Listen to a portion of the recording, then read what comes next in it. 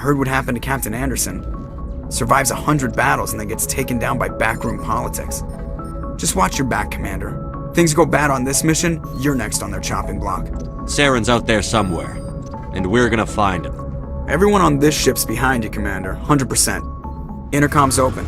If you got anything you want to say to the crew, now's the time. This is Commander Shepard speaking. We have our orders. Find Saren before he finds the conduit. I won't lie to you, crew. This mission isn't going to be easy. This began with an attack on a human settlement in the Traverse. But we know Saren won't stop there. His Geth armies aren't going to stay on the far fringes of Citadel space. Our enemy knows we're coming. Wherever he searches for the conduit, we'll be there. We will hunt him to the very ends of the galaxy and bring him down. This is the most important mission any of us have ever been on. The fate of an entire galaxy is at stake. We will stop Saren, no matter what the cost. Well said, Commander. Captain will be proud. The captain gave up everything so I could have this chance. We can't fail. Yes, sir.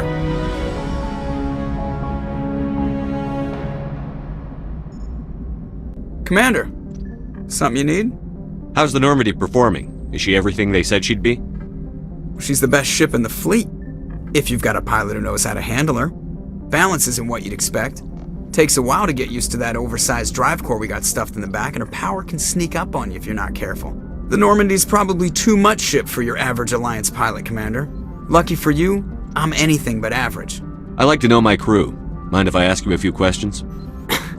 I can see where this is going. You did a background check on me, didn't you? Well, I'll tell you the same thing I told the captain. You want me as your pilot. I'm not good. I'm not even great. I am the best damn helmsman in the Alliance fleet. Top of my class in flight school, I earned that. All those commendations in my file, I earned every single one. Those weren't given to me as charity for my disease. What are you talking about? Are you sick? You mean you didn't know? Oh, crap. Okay, I've got Vrolik syndrome, brittle bone disease. The bones in my legs never develop properly. They're basically hollow, too much force and they'll shatter. Even with crutches and my leg braces, it's hard to get around. One wrong step and crack! It's very dramatic, but I've learned to manage my condition, Commander. Put the Normandy in my hands and I'll make her dance for you. Just don't ask me to get up and dance unless, you like the sound of snapping shin bones. I need to know more about this Vrolik syndrome if I'm putting my ship in your hands. Yeah, of course you do. It's an extremely rare condition. Nobody knows exactly what causes it. Genetic, maybe. It's treatable, but there's no cure. They classify my case as moderate to severe. I was born with over a dozen fractures, hip, thighs, ankles. My bones were already breaking in the womb. 100 years ago, I wouldn't have survived past my first year. Lucky for me, modern medical science has turned me into a productive member of society. You're not gonna break a bone trying to fly the ship, are you? I don't fly with my feet, Commander, so I'm fine as long as I'm in this chair. I gotta be real careful when I get up to take a piss, though. I can do my job as well as anyone on the ship. Better, actually. So don't worry about it. Why does everyone call you Joker? It's a lot shorter than saying Alliance Flight Lieutenant Jeff Moreau. Plus, I love to make little children laugh. I was just thinking how much you remind me of Santa Claus. Look, I didn't pick the name. One of the instructors in flight school used to bug me about never smiling. She started calling me Joker, and it stuck. Why didn't you ever smile? Hey, I worked my ass off in flight school, Commander. The world's not gonna hand you anything if you go around grinning like an idiot. By the end of the year, I was the best pilot in the academy, even better than the instructors, and everybody knew it. They'd all got their asses kicked by the sickly kid with the creaky little legs. One guess who was smiling at graduation? I have to go. All right, see ya. What's your opinion on the last mission? I don't see how we could have done things any better, at least not without getting to Eden Prime sooner. And we were on the scene faster than any other Alliance ship could have been. We'll talk another time, Lieutenant. Commander? Nice ship you've got, Shepard. What can I do for you? What's your story, Rex? There's no story. Go ask the Quarian if you want stories. You Krogan lived for centuries. Don't tell me you haven't had a few interesting adventures. Well, there was this one time the Turians almost wiped out our entire race. That was fun. They tried the same with us. but we fought them off. It's not the same. It seems pretty much the same to me. So your people were infected with a genetic mutation? An infection that makes only a few in 1,000 children survive birth? And I suppose it's destroying your entire species? I suppose it isn't all the same. I don't expect you to understand, but don't compare humanity's fate with the Krogan. Sorry, Rex. I wasn't trying to get you upset. Your ignorance doesn't upset me, Shepard. As for the Krogan, I gave up on them long ago. The genophage infected us, but it's not what's killing us. What can you tell me about the genophage? Ask the Solarians if you want details. They made it. All I know, it makes breeding nearly impossible. Thousands die in stillbirth, and most never get that far. Every Krogan is infected, every one. And no one's rushing to find a cure. Why don't the Krogan try to find a cure? When was the last time you saw a Krogan scientist? You ask a Krogan, would he rather find a cure for the genophage or fight for credits? He'll choose fighting every time. It's just who we are, Shepard. I can't change that. Nobody can. Are your people really dying? We're sure not getting any stronger. We're too spread out. None of us are interested in staying in our own system. Lots of species have left their homes and prospered.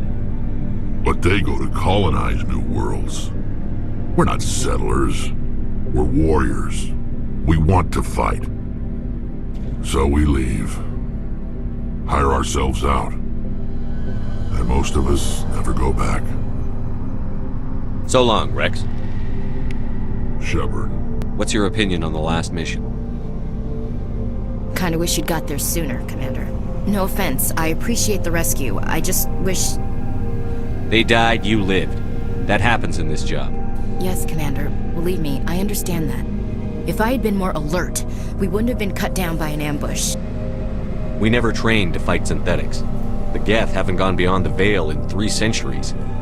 Our training's supposed to make us able to adapt. I'll make sure it doesn't happen again. Dismissed, Chief. Sir.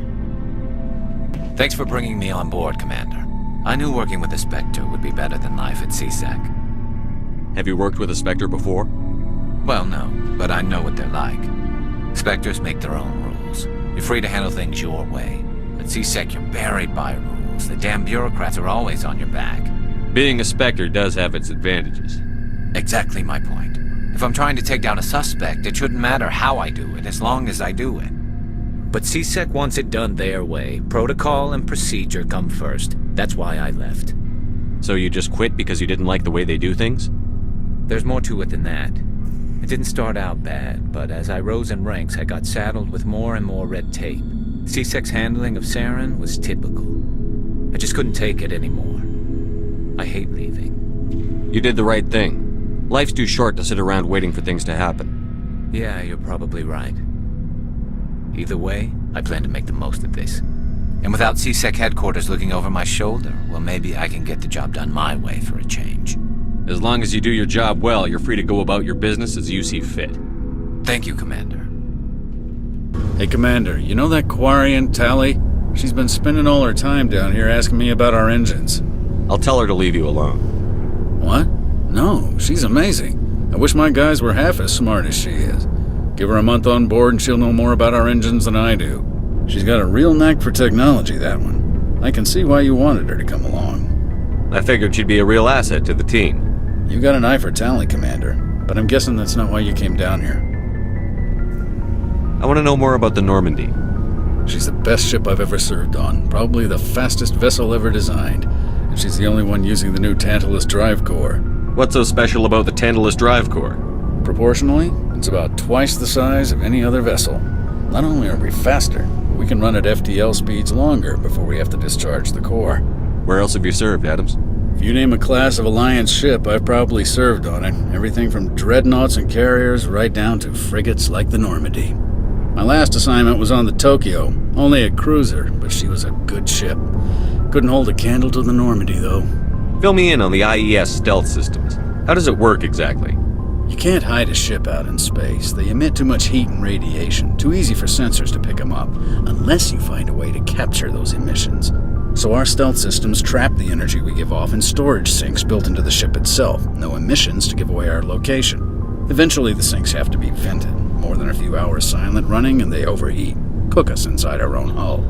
There's no way for anyone to detect us? A visual scan can still pick us up. Anyone looking out a window can see us plain as day. But you have to be pretty close to get an actual visual out in space.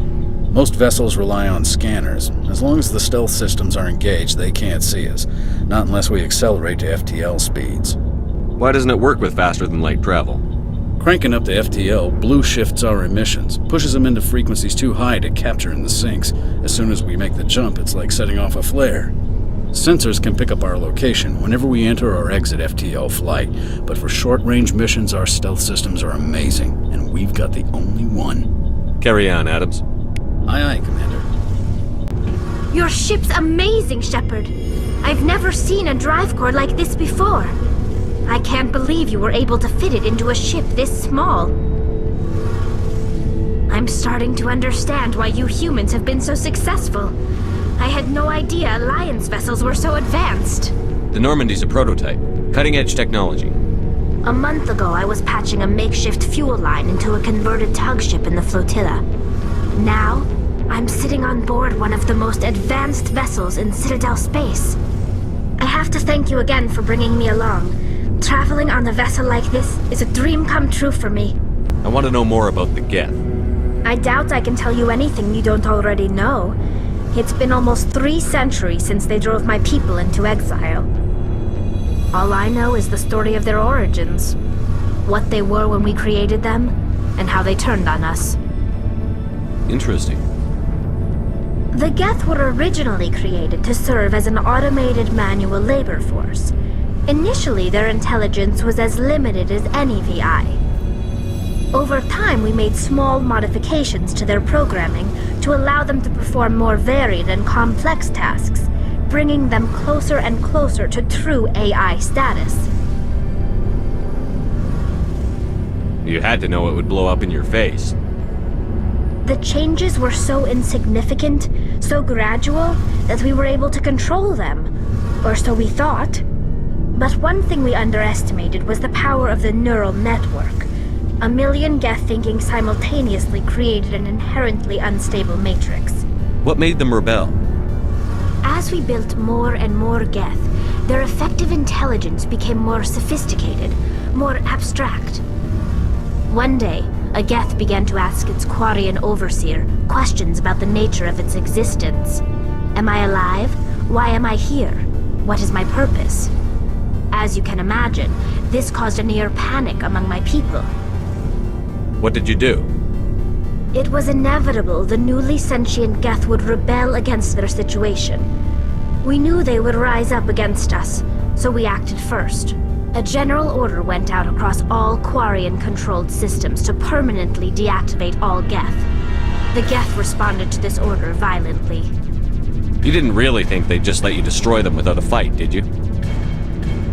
The hope was that most of the Geth would still be little more than machines, incapable of organized resistance. But they had progressed much further than anyone anticipated. The war was long and bloody. Millions upon millions of Quarians died at their hands. In the end, we were forced to flee our own homeworld. We feared the Geth would pursue us, but they never came beyond the Veil. Now we drift through space, exile, searching for a way to reclaim what was once ours. It's hard to feel sorry for you. Your ancestors tried to wipe out another species. We made a mistake when we created the Geth in the first place. But we did not make a mistake when we went to war against them. If we had not acted, they would have wiped us out. They're a synthetic life form. They have no use for organics. None. Why do you think they cut themselves off from the rest of the galaxy? Why do you think they've killed every organic being who's ever tried to contact them? They didn't kill Saren. What does that tell you? The Geth are not innocent victims in all this. They're the enemy. They want to destroy us. Not just the Quarians. All organic life. That's why they've joined up with Saren. And that's why we have to stop him. Tell me about your people. Our lives aren't easy. Resources are scarce, and we are constantly on the move.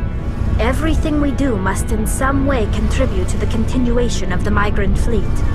There are 17 million Quarians in the flotilla, and each of us relies on the others for survival. The bonds among my people are strong. Unfortunately, we have had to surrender many of the freedoms and civil liberties other species take for granted.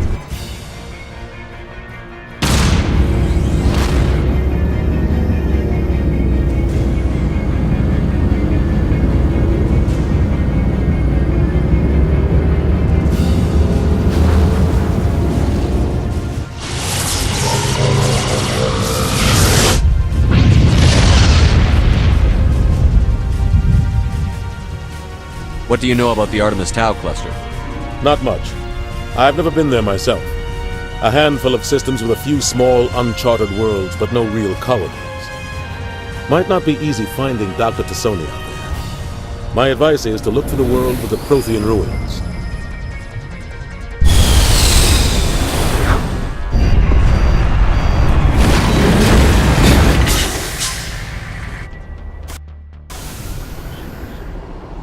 Commander, I'm picking up some strange readings. Really strange, like off the damn charts. It looks like it's coming from an underground complex a few clicks away from the drop zone.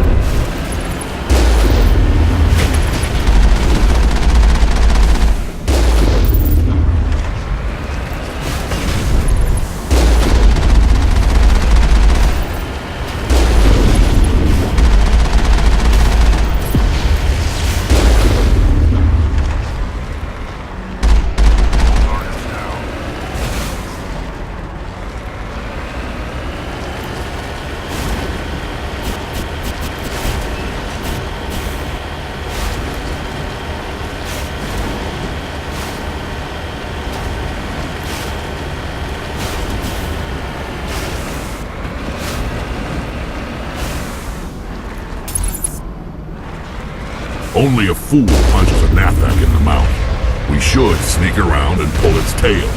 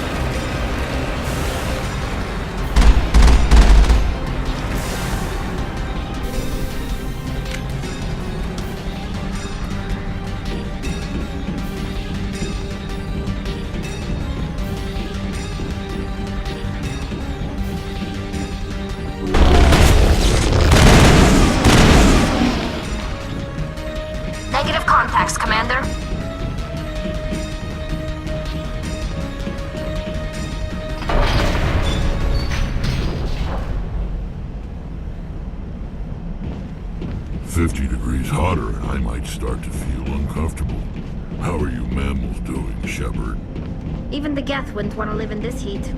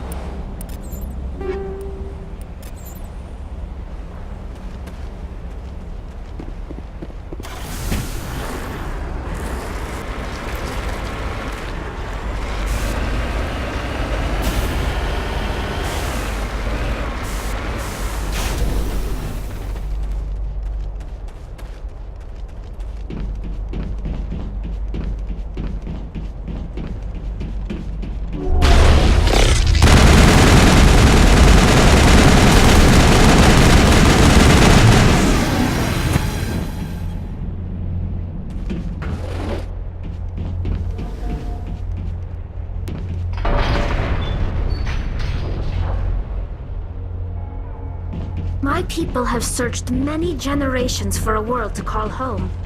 If we landed here, we'd just keep searching.